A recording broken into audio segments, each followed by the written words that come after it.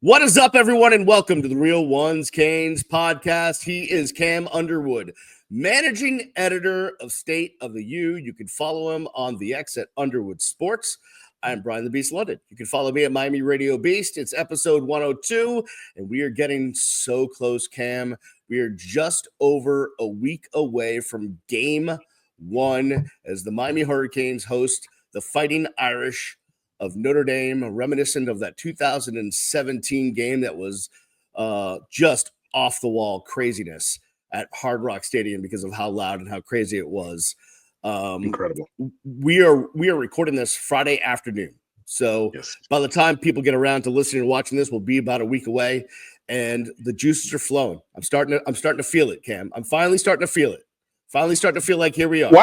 Wow. Finally, huh? Finally. Wow. Yep. So no time since the Syracuse game in November, since November till August 22nd. Yep. Brian has been, you guys are gonna hate me, and I don't care, and nothing matters, and the fodder and the all of that. I don't care about anything, and that is but correct. Now miraculously today. Today. Here we are. He's, his blood runs orange and green. He's, playing the fight song. He's remembering the days that he was in the marching band and everything. All of that just right now. Okay, cool. I woke up this morning, stood on my bed, and sang the alma mater. Southern Shores and Sky Blue Water. Southern Suns. Is it Shores or Suns? Suns. Sorry, not skies. Suns and sky blue water. Yeah.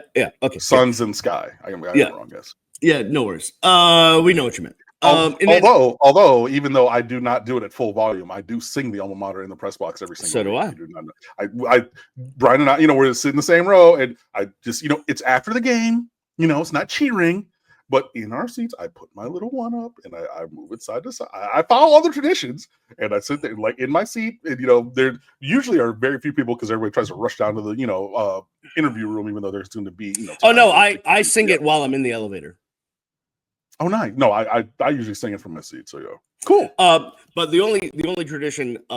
So I used to be very big on putting the four fingers up. But as of late, when we've had some up and down seasons, I just kind of. I'm like, whatever. Roll my eyes. We don't. Okay. We don't, I don't know. Back but when not I was in this school, season because now you're ready. You're here. You're hyped. You're pumped. You're energetic. You're ready to run through the smoke. Come on, baby. Let's go, baby. I am pumped up. So, here's where I want to start, and let me lay out the show real quick for the audience that is listening and watching. First, we're going to talk about camp is now over. We are officially in Notre Dame prep. What have we learned about this team through the few weeks of training, for about the 3 weeks to a month of training camp? What have we learned? Then in segment 2, we're going to go down the schedule. Each of us win-loss. We're going to make a prediction on the season because I've been holding out for months now on being willing to do that. And then we'll also see who we think might be in contention for a postseason award. So that's how the show's going to lay out. Camp is over. What do you think you know about this team after the last month? I think I know that the offense is going to be good. I think I know that. Okay. Pretty solidly. I do not think it would be foolhardy to have the expectation of the number one offense in America again, because that is just super rarefied air. Top 25, top 20, top 15 offense. I think all of those are possible, if not likely. So, I feel confident that the offense is going to be good. What do you, and I'll just keep it to one right there. What do you feel about where we stand?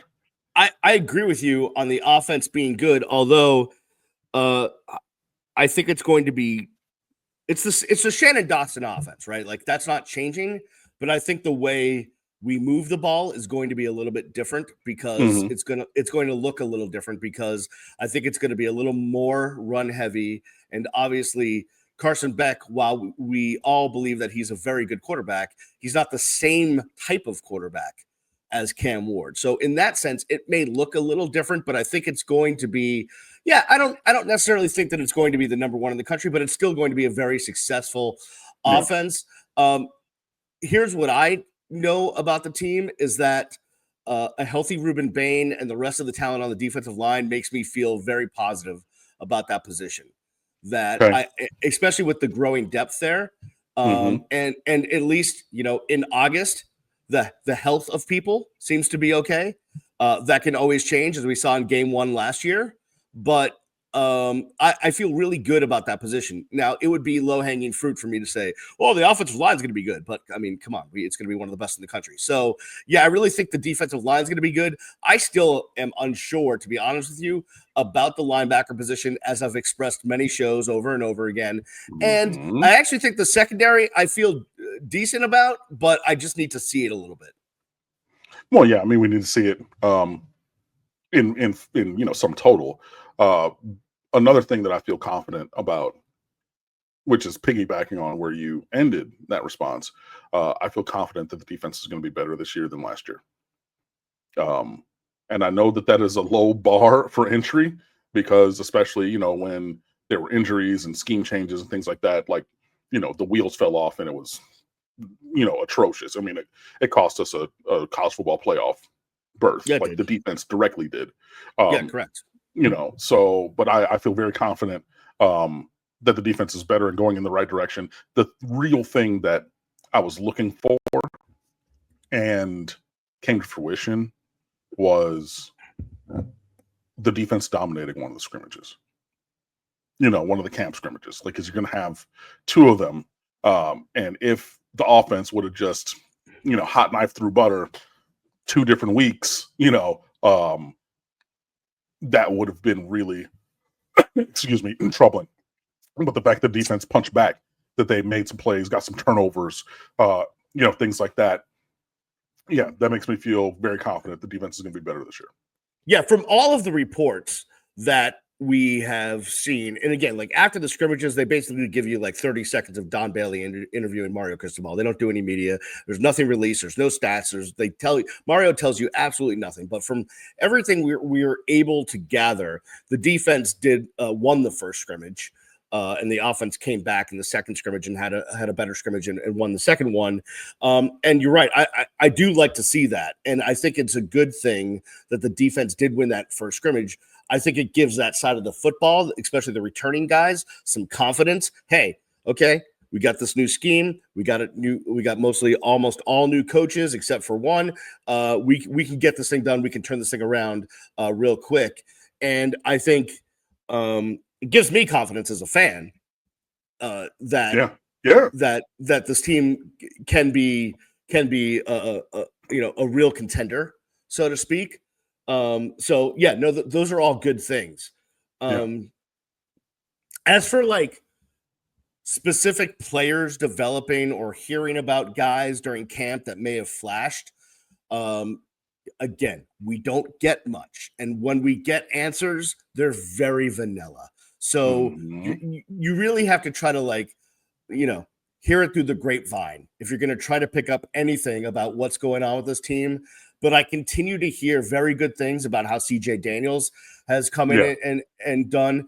I continue to hear good things about how Chamar Marty Brown has come in and done.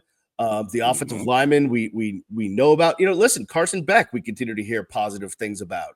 And then on the other side of the football, Ruben Bain seems to be back from the injury.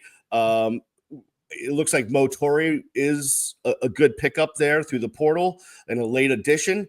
We'll see how that works out. Obviously his coordinator is his coach, so we'll see.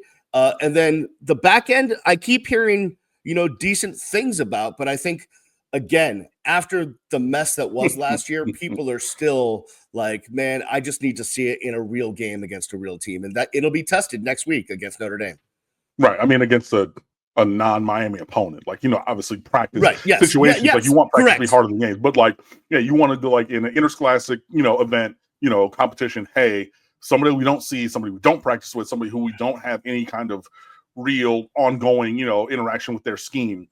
How does that work? And yeah, I agree. And like literally all of the names that you mentioned, in order almost, were the ones that I was thinking about in terms of like specific names going down the line and going down the list.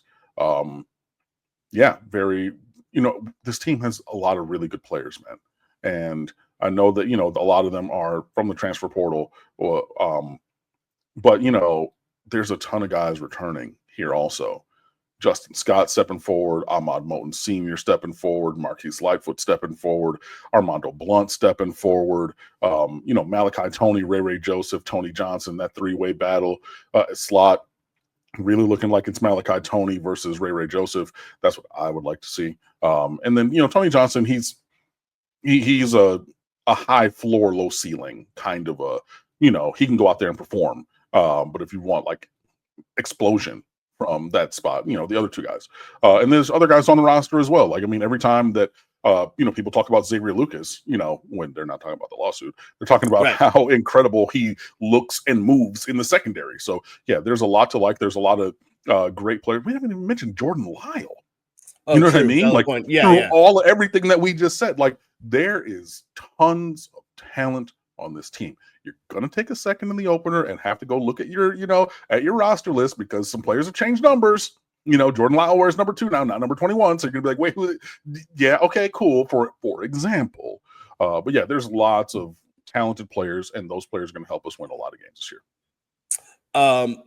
It'll be about mid-season before I recognize changes in numbers when we're sitting in the press box. I'm just going to let you know that now. Like I'll be looking down at the flip card. Like, who is that? Oh, that's who that is. You don't look at the flip card. You ask. You ask verbally. Stop it. You do. You know that you do. Wait, who's number 20? No. What I do is I look down and see numbers, but half the time, because my ADHD kicks in, I miss a play, and then I'm like, "Hey, who made that tackle?" No, you're right. Yeah. Because no, there was another person in the press box who would ask who each number was, but that's that's not me. Yeah. No, thank you. Right. How dare you? My bad.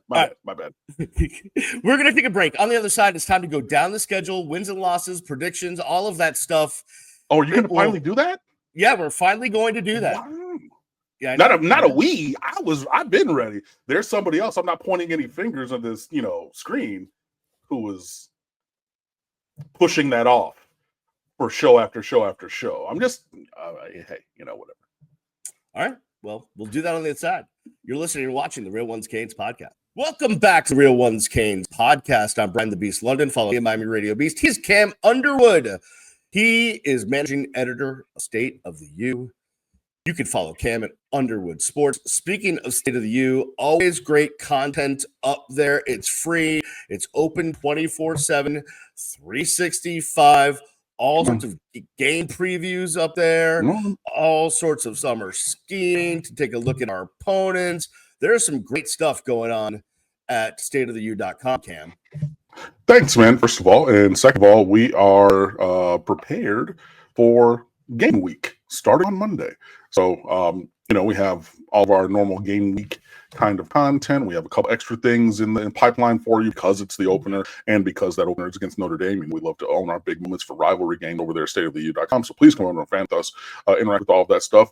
And also, as well, in addition, we have not one, but two new contributors to the crew this year. Justin Cohen is a photojournalist who is going to be joining us for just over half of the season to lend his lens and eye to what we have. So look out for that kind of stuff. And we have Jordan Lopez, a longtime Miami fan who's from down here, joining us on the editorial side of things. So he is my newest developmental recruit. I was big on that and everything from when I was teaching and, having brought in other guys whose names that like a Marsh Thomas, like Gabby Rudius started with us at State of the U. There are plenty of other guys. Leaning back into that muscle that I had done, getting back to our roots. And then there are a couple of others who might even be joining us still on top of all of the great names that you know. So please, always come fan with us at stateoftheu.com. We're going to have tons of great stuff for you as we go through this season that I think is going to be very successful. But I have a feeling Brian does not believe in the level of success that I do. Okay, well, so before we get into this, Okay. I have not looked at the schedule and actually done this yet. Okay. Okay. But so literally, I'm going to click on the tab when we start this, and that will be the first time that I really think about wins and losses for games. But what I will say on the outset, okay, is I don't know how this team can be as good as last year's team unless the defense is markedly better. Would you agree or disagree with that? Yes. I mean, kind of. Like, the key to success is going to be the defense being better. Because if the offense takes a slight step back from being the best in America, yes, the that's best my in point. America. Correct.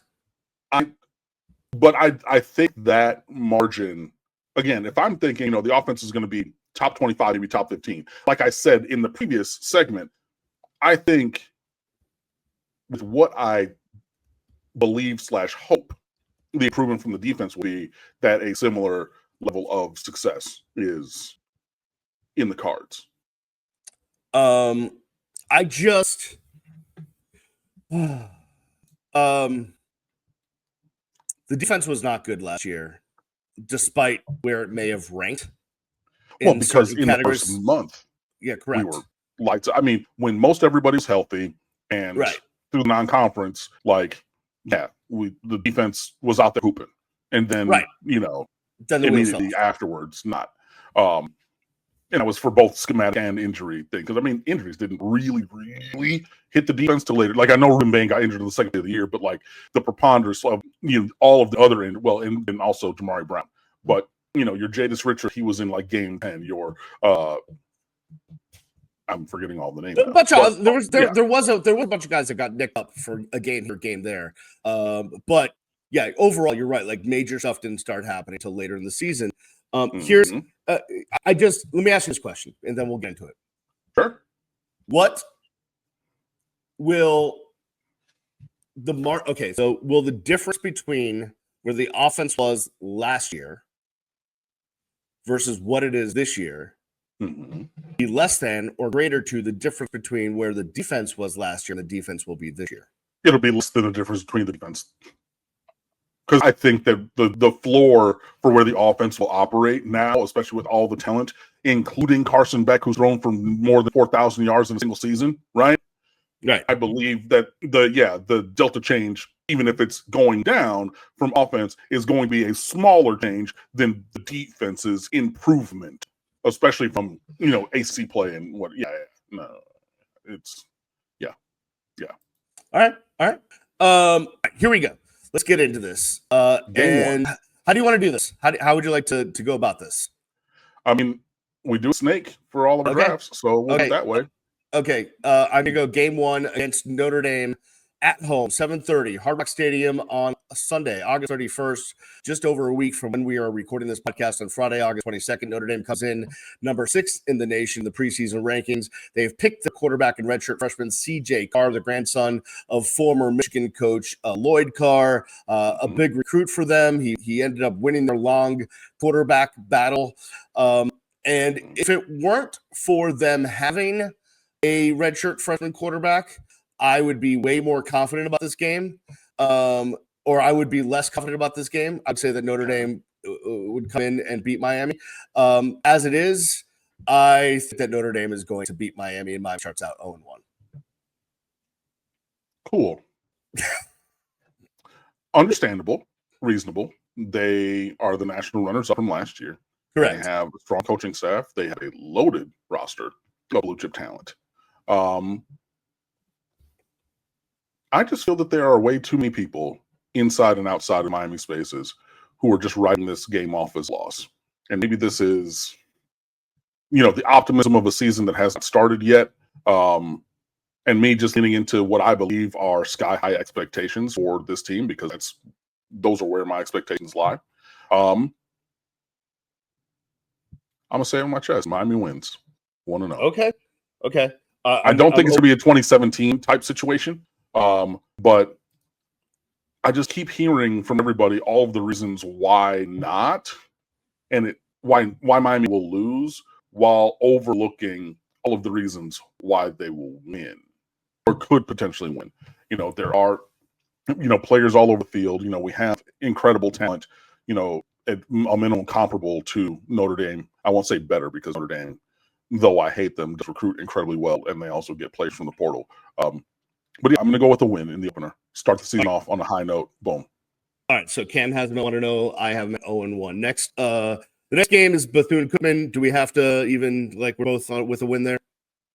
Yeah, that name your score special. 2-1 for you, 1-1 for me, 2-0. Yep. So I'm doing that. Okay. So the next game is home against South Florida.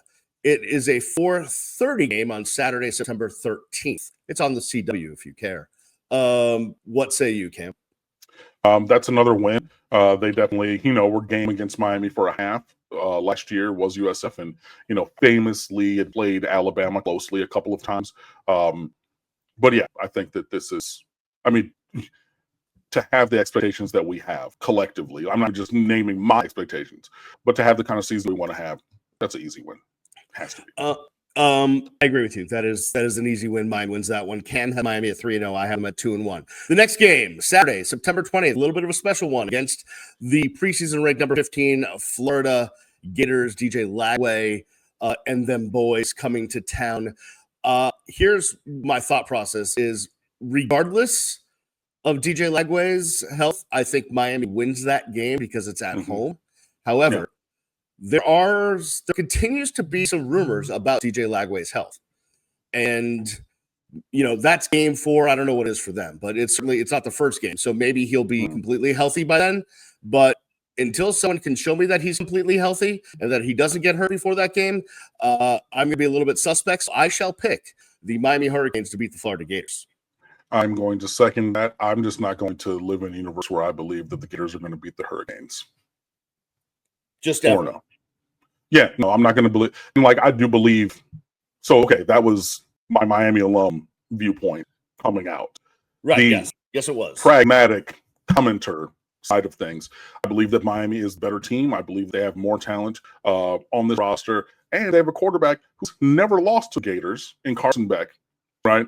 And so those are some of the big games under his fingerprint in the past, those wins. And I think that he will exercise that muscle again to lead Miami, to be among the players to lead Miami to victory. So 4-0 in the non-con.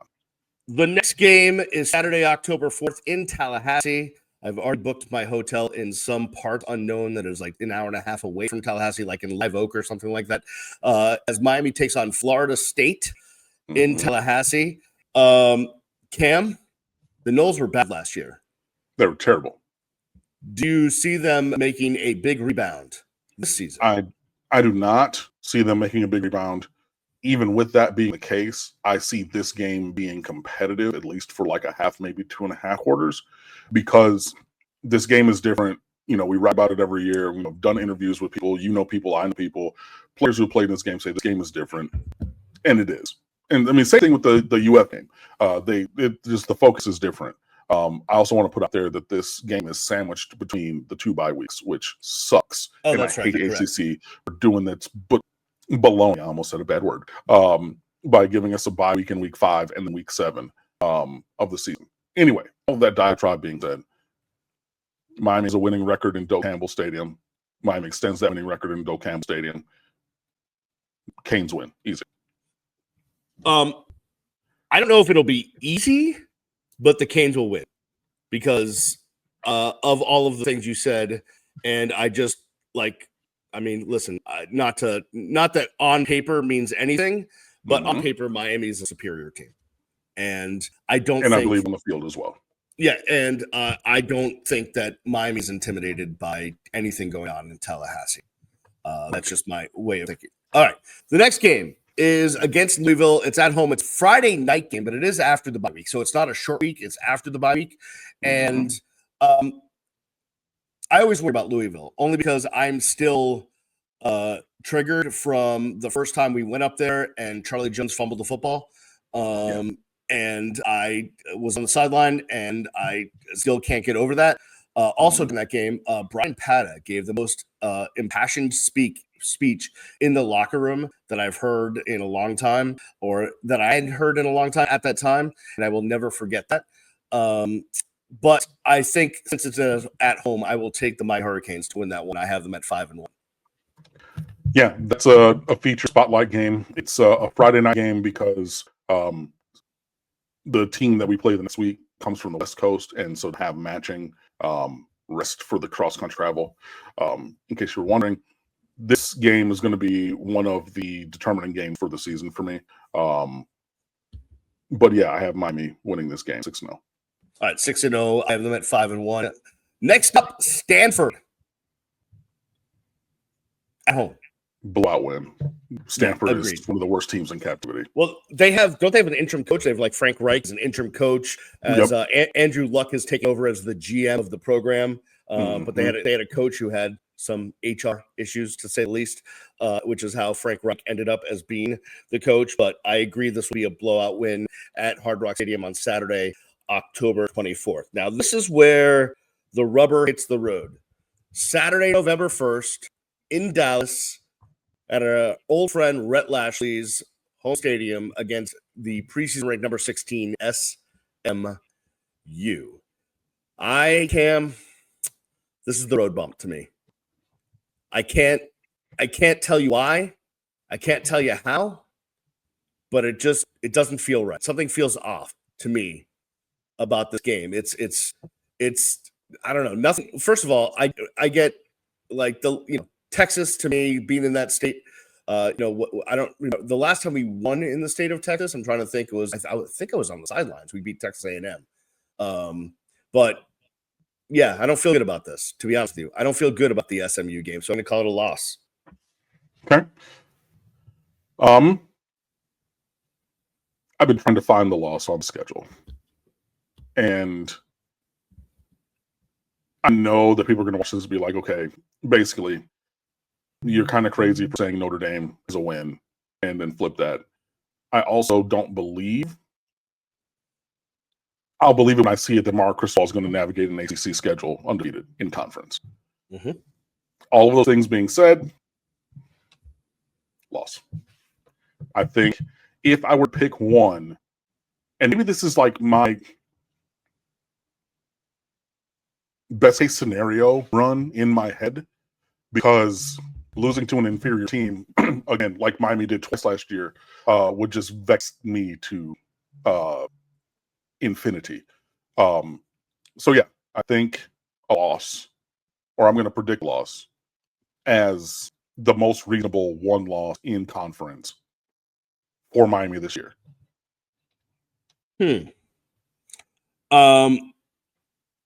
Yeah, no, that makes sense. When you said reasonable conference loss, I had to think about that for a second, and it does make sense. I really think Rhett Lashley is a really good football coach, and I think they're a good program. And they're if he's there for a few more years, they're definitely a team to watch. I also think if they keep playing well, he's going to get snatched by someone above them in the rankings if there's a coaching change. I think he could be one of those candidates that you hear going somewhere else, depending on how things play out. All right, next up on the schedule, Saturday, November 8th, the Syracuse Orange come to Hard Rock Stadium.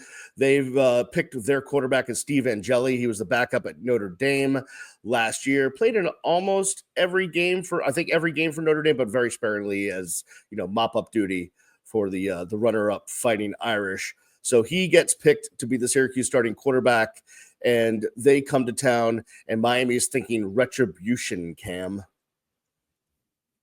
Oh yeah, this is all about revenge. I think everything went perfect for Syracuse last year. It ain't gonna go perfect for them this year. Dub. So that's you at 8-1, I believe. 1, 2, 3. Yes, 8-1 through 9 games.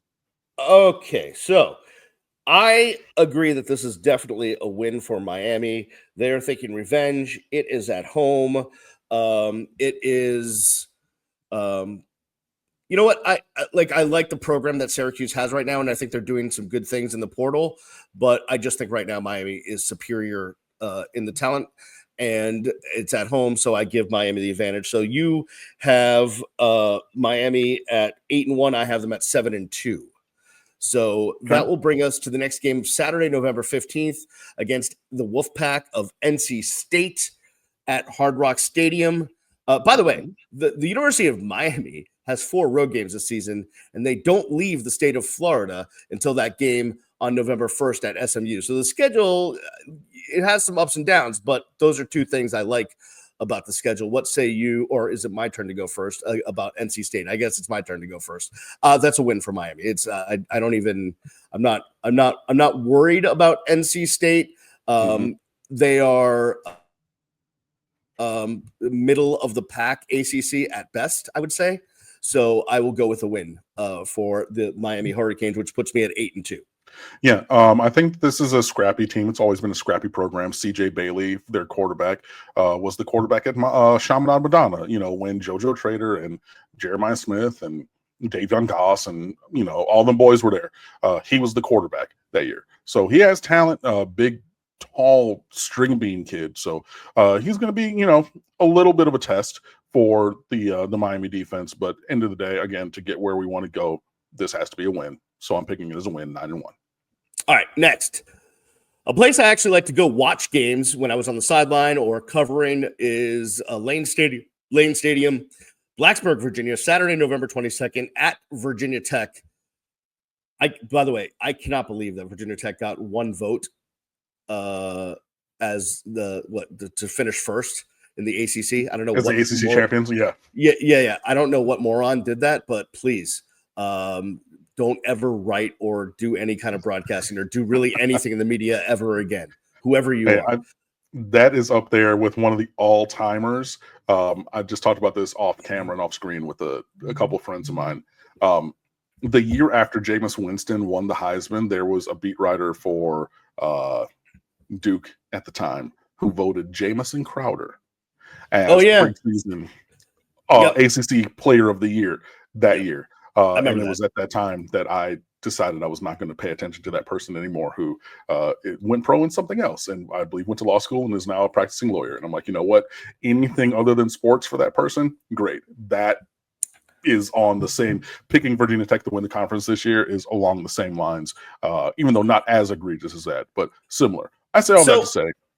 The mitigating factors for me, though, is it's on the road and it's in November. Just I throw that out there. Right, because the other side of the coin for the 8 home games and not leaving the state until November are that the last 2 weeks in late November are at Virginia Tech and at Pittsburgh. Correct. So those are things that I hate. True, mitigating, yada, yada, yada. Dub, make it happen. I agree with you on the dub. I have I have a lot of faith in Miami, but as much faith as I have in Miami is how little faith I have in Virginia Tech to do really anything. Fair. So you are now at 10-1. I'm at 9-2. Correct. Here we are. Final game of the season. At 10-1. You are at 10-1. I'm at 9-2. At Pittsburgh, Saturday, November 29th. Is Pat Narduzzi still their coach? Indeed, he is. Yep. I'll never forget. I was watching the game that Miami lost at Pittsburgh. That ruined 2017. That ruined everything after the Notre Dame game. I was watching that game, sitting next to the affable and now very well-employed and hotty-toddy Chris Whittingham, who is now the voice of soccer on several different networks and for several different leagues. And he was screaming that he wanted Pat Narduzzi to coach the University of Miami. So there is that. I will never forget that. But, Cam, I'm worried about this game. I've been in that stadium in the winter when it's cold. I was there when it was Antrell Roll against Larry Fitzgerald. Now, Antrell Roll pretty much shut down Larry Fitzgerald except for a junk time TD way at the end of the game when it didn't matter. TD streak going for him, yeah. Yeah, correct. And it was like real feel -5 with the wind swirling in that stadium. Now, Miami still had most of their talent from one of the best teams of all time, etc. So that one was a win. But I worry about this game. And despite the fact that I think we are better than Pitt, Cam, sometimes, unless you're proven otherwise, Mario is going to Mario. And this is my Mario. This is it. This game at Pittsburgh. I just have bad feelings about it. I hope I'm wrong. Okay. I hope I'm wrong. Okay. But this is I can't logically tell you why, because Miami's a superior team, but I hope I'm wrong. I have Miami finishing at 9-3. Cool. I have Miami in the same spot heading into this game as last year. 10-1, 7-1 in conference. Everything in front of them if you go win the last game. I'm going to predict that this year they have it figured out. Win on the road, 11-1. Wow. And look, there's a very good chance that we're both wrong and it's 10-2. Sure, There's a of course. very, very good chance of that. Sure. And I'm open, even though I picked Miami to win the opener, it does not strain credulity for me to say, oh, Miami actually loses that game. Like, I understand that is a winnable, losable, toss-up kind of a game. But, 10-1, headed into the last game. We get it right this year. 11-1, 7-1 in conference. We go to Charlotte. You know what? And again, like we talked about this last week or the week before, I forget. The numbers don't matter to me because you could lose to Notre Dame early, but still there's different matriculations of how you can get to Charlotte in the ACC championship game, right? So the numbers don't matter as much as they need to get to Charlotte in the ACC championship game, at the very least for me, and make it to the 12-team playoff is what I really want. Fair. And for the most part, not always, but for the most part, if you get there, you're going on. At 11-1, in my world, they get to Charlotte, they're going on to the playoff regardless. I think even at 10-2, if my prediction were to be wrong in the opener and Notre Dame were to win that game, I were to lose it, there's the same thing. And I know you're thinking, okay, well, it was 10-2 last year. Yeah, but those two losses were conference losses, and that kept us home and not going to Charlotte. So, I will say this. I do not see a world where 9-3 is acceptable. Period. So no, because Mario's entire thing has been we've gotten better every year. So 9-3 would be worse. Exactly.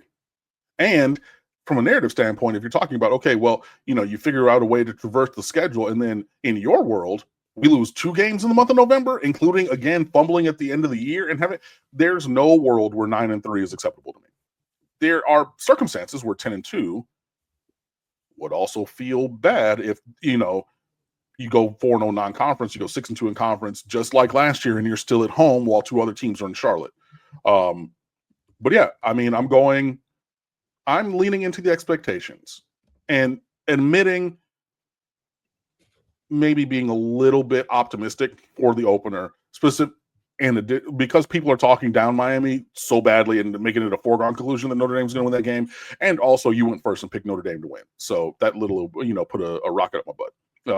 But I'm really realistically 11-1, 10-2, and getting to Charlotte. But I don't see a world where 9-3 is acceptable, which is why I understand now why you've been putting this off for months, because you're sitting here saying 9-3 and losing Pittsburgh, which is going to piss some people off. And I understand. So in all along, I've been thinking they're going to go 9-3. I just didn't know how that was going to happen, because I honestly did not go and do this process until just now. But I felt like this team was going to take one minor step back from last year, and that's the one game, and it's 9-3. Last thing before we get out of here, postseason awards. Carson Beck in New York. In my world, at 11-1, yeah. In your world, at 9-3, no. Throw records out. Just For I would pretend we say, didn't just do the yeah.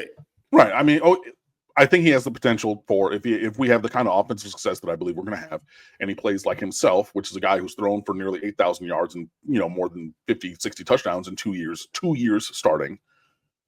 Yeah, I think he's in the conversation. Maybe borderline cut to make it to New York. What say you? Yeah, no, I agree. I think he's going to have a really good year.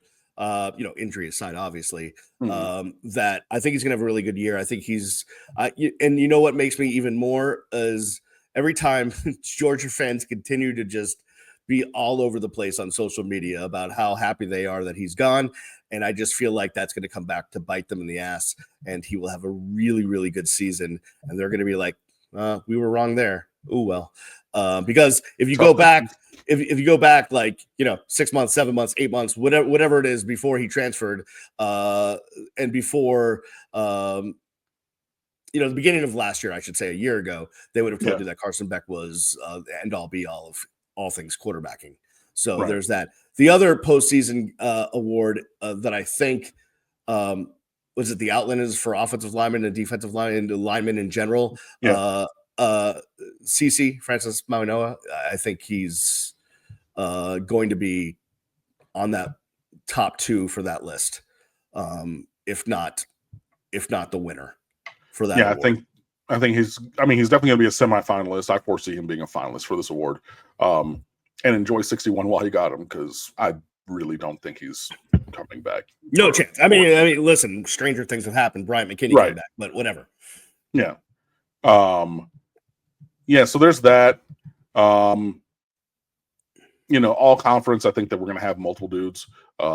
First team, second team, all conference. You're pointing at me. Yeah, because I just thought of a question to ask you, but go ahead. Ask, please. Any freshmen you foresee being touted for a freshman all-conference, freshman all-America, freshman something?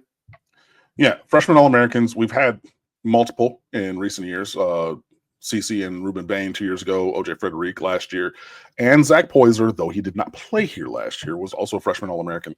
I am going to say Malachi Tony. Really? I am. I got the red Kool-Aid. Like I'm drinking it. I'm with it.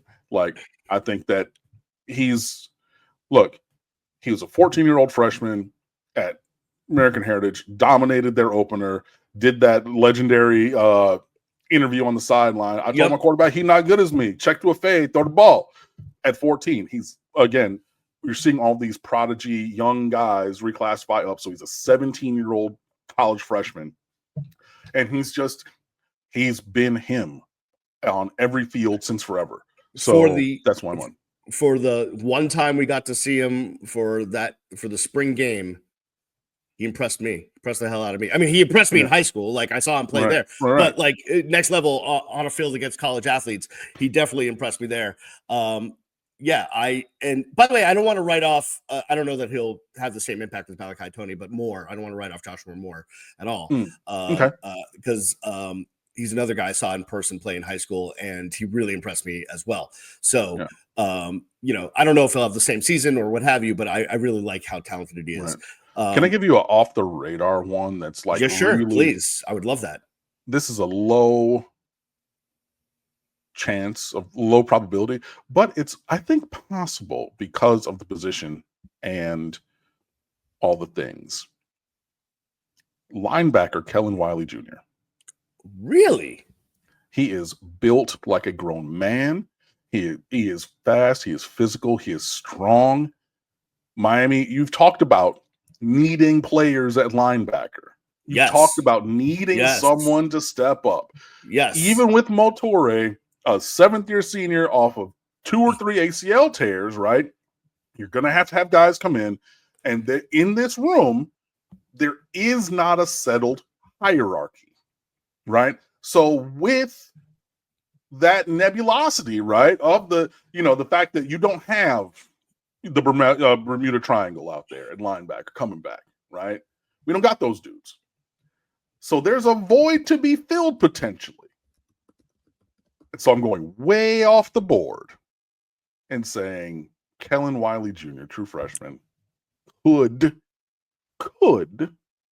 end up in that conversation. And he could also very well be special teams and nothing else. But food for thought. Just something that came into my brain. All right, no, I like your creativity. There's I will say this. If people start seeing number 30 on the field more making tackles, they're going to be asking themselves in the stands, who is number 30? Yeah. Oh, absolutely. So they're gonna have flashbacks to 2014. Is that Romeo Finley? Like, where's the Jerry curl, coming out the back of the helmet? Oh wow. Yeah. I like that. Yeah. Good job by you. I like that. Okay. Thank you. All right, that'll do it for this week's episode, Cam. I know you have a lot of work to do for your for all the preseason, for all the game previews at stateoftheu.com. I'm sure next week we will be bombarded with content at stateoftheu.com as Miami gets set to take on the Fighting Irish. So I look forward to that, and everyone should go check all of that out. We will see you next week as we get to game week officially. They're calling this like a long week 1 because they don't want to say it's week 0 anymore, but whatever. It's week 0. It's week 0 in my mind. So we will talk to you next week for week 1, the official week 1 of yes, college. Sir. All right, man. I will see you next time. Well, thanks everyone for listening and watching. Please subscribe, please share, please listen. Tell your friends, tell your mom, tell your dad, tell your auntie, tell whoever you want about the Real Ones Canes podcast. We appreciate you all. See you next time. Peace.